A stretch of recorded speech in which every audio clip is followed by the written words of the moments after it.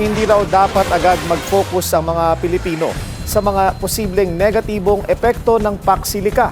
Ayon kay Philippine Ambassador to the United States, Jose Manuel Babe Romualdez, dumaan sa pag-aaral ang proyekto. Narito ang agenda report ni Margo Salcedo. Before we say the negatives, look at the negatives. There are quite a number of quarters that are already looking at the negatives. We should try to first see what it is and find solutions if there are any problems that may occur. Huwag maging negatibo. Yan ang pahayag ni Philippine Ambassador to the United States, Jose Manuel Babe Romualdez, sa mga tutol sa Pax Silica. Ito ang US-led initiative kung saan magtatayo ng isang napakalaking economic zone sa New Clark City sa Tarlac. Balak nitong palakasin ang supply chains ng mga industriya gaya ng energy, AI at data center, semiconductors at critical minerals. Kaya naman may mga nagtatanong, hindi ba manganganib ang kalikasan sa lugar na pagtatayuan nito, pati na ang tubig at enerhiyang kakailanganin ng mga malalaking pasilidad, at hindi ba masasagasaan ang ating indigenous peoples sa mga sasakupang lugar? You can be sure that the government of President Marcos is looking into all of these areas to make sure that this is not going to be a one-sided situation where we just give everything and to the detriment, especially of this indigenous people that you're talking about.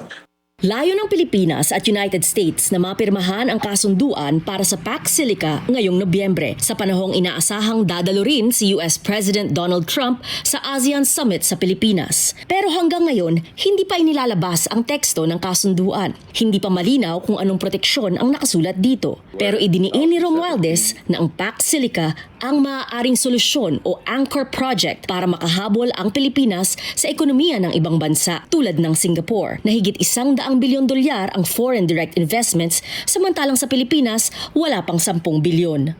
This is a 4,000 hectare area where we are going to have an economic zone that will have its special rules that can be legislated, and that this will now help attract more of these businesses.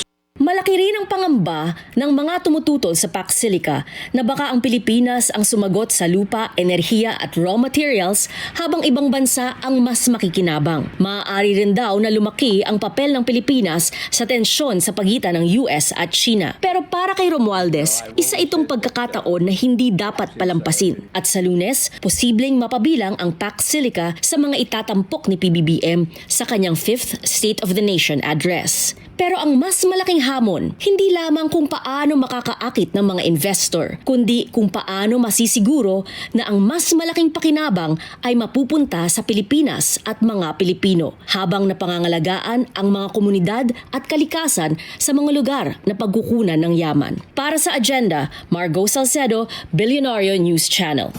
Manatiling nakatutok sa Billionario News Channel. Sumubaybay sa aming social media accounts at mag-subscribe sa aming YouTube channel para sa mga eksklusibong balita at storya.